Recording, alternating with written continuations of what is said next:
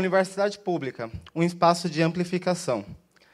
Estar na universidade pública, né, principalmente a gente aqui que está falando de Unicamp, acredito que seja uma conquista, né, para todos que estão aqui, para todos que passaram por aqui, né, outras universidades públicas. Mas essa conquista é resultado do nosso mérito ou das oportunidades que nos aparecem. Eu vou contar uma história, né? Quando eu era criança, eu gostava muito de um livro que se chamava O Contador de Histórias. Talvez tenha vários livros com esse nome, né? Não é um nome muito criativo assim. Mas eu gostava muito desse livro porque ele me trazia a sensação de estar dentro da história quando eu lia. E eu espero que é essa sensação que vocês sintam hoje, né, comigo aqui contando essa história.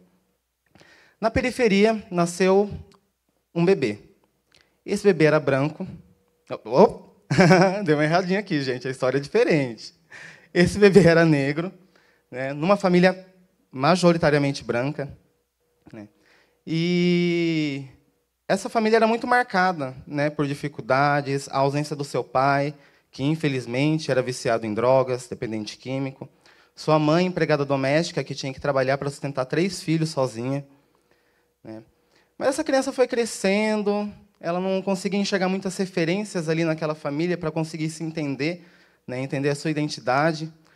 E aí que, além de preto, ele descobre que também é gay, né? Mais um peso aí para carregar numa família bem conservadora, né? Mas, para além dessas dificuldades, ele foi crescendo, ele frequentava a escola, brincava com os amigos, né? E a escola que ele frequentava não era uma escola muito boa, né? Era uma escola de periferia, muitas vezes faltavam professores, não tinha uma estrutura adequada para ter aquela qualidade do ensino. Mas uma professora notou esse garoto, né? Ela enxergou um potencial nesse garoto, né? Nele e em mais alguns. E ela resolveu dar algumas aulas a mais para preparar esses alunos, né, para o vestibulinho, né, da ETEC, do Centro Paula Souza.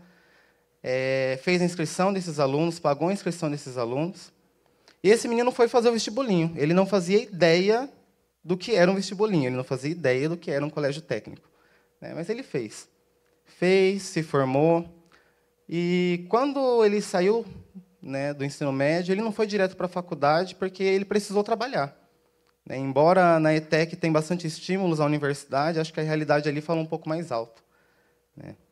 E também ele não tinha muita ideia de como era o processo da universidade, qual universidade fazer, onde tem essas universidades, qual curso fazer, né?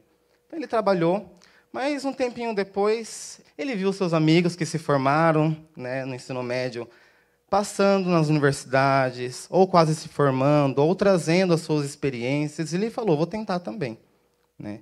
Fez o Enem, sem se preparar, sem estudar, né? Nem sabia como funcionava o Enem direito, ele só tinha ido um dia da outra prova, né? E ele passou, né? Na primeira oportunidade ali ele passou, foi cursar, mas logo ele desistiu daquele curso, né? Tanto por dificuldades financeiras, né, por dificuldades de logística, enfim, eram muitas dificuldades. Mas foi essa primeira faculdade que ele começou a pensar um pouco mais criticamente nesse processo, né? Porque para ele era tão difícil estar na universidade? Porque para ele era tão difícil chegar na universidade, frequentar a universidade, sobreviver na universidade? E procurando respostas, ele decidiu fazer um outro curso. O primeiro era matemática, né? Falei assim, vou estudar sociologia, né? Foi de um canto para o outro, né? E aí ele fez o Enem novamente, passou novamente em outra universidade pública, fazendo ciências sociais, mas ainda não era o curso dos sonhos dele, né? E as dificuldades ainda eram as mesmas, né? Talvez ele encontrasse algumas respostas, mas a realidade dele não mudou, né? Então ele decidiu acabar com essa faculdade, acabar com esse curso e voltar para a cidade dele, né? Para a cidade natal. Nesse período, ele trabalhou, teve que aprender a viver com os conflitos familiares, né? Preto numa família branca, gay numa família conservadora, né? Mas ele aprendeu, né? E trabalhou um tempo formalmente, tentou empreender, né? Trabalhou ali com confeitaria. E, num momento assim que estava tudo bem, né? Tinha um certo reconhecimento, veio algo que abalou toda a humanidade, né, que foi a pandemia da Covid-19. Né? Acho que não teve ninguém que não foi afetado de alguma forma por essa pandemia. Embora a pandemia trazia muita apreensão, né, principalmente financeira para muitos, para ele essa não era a questão, até porque comida ninguém deixa de comprar, né? Então, doce, então, todo mundo comprava, era uma beleza, né? Mas a preocupação era ter todos os cuidados para não colocar ninguém em risco, para não se colocar em risco e, principalmente, não colocar a sua família em risco. Porque ele sabia que, se aquele vírus chegasse na casa dele, alguém poderia morrer. E foi exatamente isso que aconteceu. A mãe dele contraiu, né, o vírus da Covid-19, a mãe dele tinha 46 anos de idade, e ele viu, pouco a pouco, a sua mãe, que não aceitava as suas orientações de ir para o hospital, né, família negacionista. Ele viu, pouco a pouco, ela adoecendo, até o dia em que ela o acordou, de madrugada, passando mal, e ali, né, na casa mesmo, ela teve a primeira parada cardiorrespiratória, a primeira de várias que a levou ao óbito. A vida desse menino acabou, né? Logo depois de um tempo que ele aprendeu a conviver com os conflitos familiares, que ele aprendeu a conviver com a sua mãe, que ele conseguiu compreender a sua família conseguiu compreendê-lo, e aí a sua mãe se vai, no meio dessa loucura toda, né? E ele precisava tomar uma decisão, né? Continua sonhando, ou agora sozinho, ele vai trabalhar e viver para sempre como der, né? Ou sobreviver, né? E ele escolheu sobreviver, escolheu trabalhar. Essa história pode até ser uma história um pouco comum, porque foram muitas mortes, né? Mas tudo isso que eu estou contando é a minha história, né? Meu nome é Carlos, sou daqui de Limeira, nasci no Parque Hipólito, que é uma periferia aqui da cidade. Com todos esses dilemas, né, de identidade, de não me encaixar em um lugar, eu achava que talvez eu não seria ninguém, mas hoje não estou só estudando na Unicamp, mas estou aqui palestrando para vocês. E 2 anos após esse momento de luta, esse momento de dificuldade, ele olhou para trás, ele viu as oportunidades que ele teve e ele pensou novamente, falou assim, ainda não é o fim da vida, né? Ainda tem mais para viver, né? E decidiu fazer o Enem novamente, né? Especialista no Enem, né? Estou falando terceira pessoa, mas eu já falei que sou eu, né? Mas, enfim, especialista no Enem, né? E olha que surpresa, né? Ele passou. E quando ele passou, não foi muito lá uma surpresa para todo mundo, porque acho que todo mundo que estuda aqui ou estudou em universidade pública já ouviu, nossa, você é inteligente, né? Nossa, como você é inteligente. Nossa, eu não conseguiria.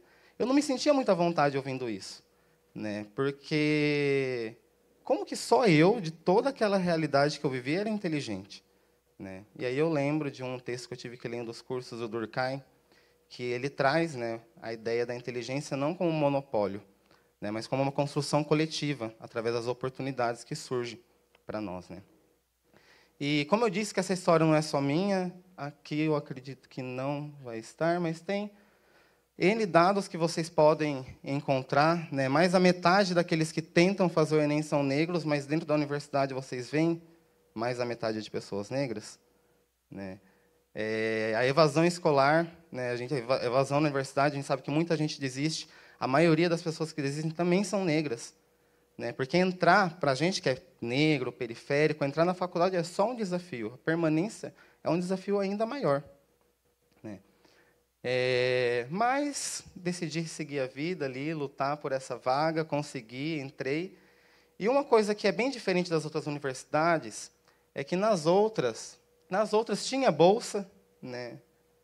Só que eram bem baixas, né? Tinha que fazer bicos para conseguir sobreviver, não conseguia ter tempo de qualidade para os estudos, né? Aqui na Unicamp, embora o preço não é lá aquelas coisas, né? A bolsa não é lá aquelas coisas, acho que poderia melhorar muito mais, mas já me dá a oportunidade de não trabalhar, de focar nos estudos, né? Então tenho tempo de qualidade para estudar, tenho tempo de lazer, faço parte da bateria universitária hoje, que eu sempre quis fazer, mas não fazia por falta de tempo, trazendo integração, lazer, diversidade, conhecimento musical. Mas, para mim, isso não é o suficiente, né? Por que que eu estou aqui e eu não conheço ninguém do meu bairro que também esteja, né? Por que que eu estou aqui e muitos amigos do meu bairro, não da ETEC tinha de outros vários bairros, escolas particulares, mas do meu bairro, por que que eles não estão aqui, né? E um dos motivos de eu escolher a universidade pública, né, é exatamente para mudar isso, né? E de que forma? Uma das formas que tem, né, da gente alcançar essas pessoas, né, de tentar fazer com que elas conheçam essa vida, esse espaço, é através da extensão universitária. Por isso também a minha insistência na universidade pública, né? A extensão universitária é responsável por conectar o conhecimento acadêmico com a sociedade.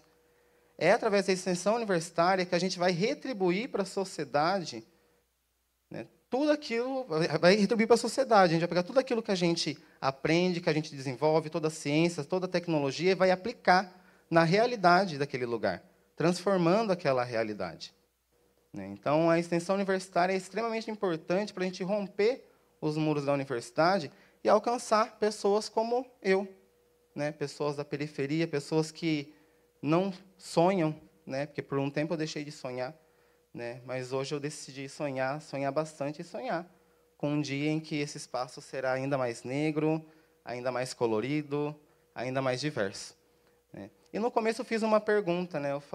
Perguntei se as nossas conquistas são resultado do nosso mérito ou das oportunidades.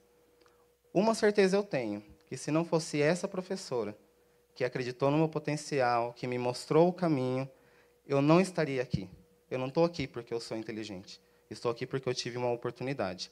E é essa oportunidade que eu espero que as pessoas, como eu, possam ter para ter as suas vidas transformadas e as suas vozes amplificadas. É isso. Muito obrigado.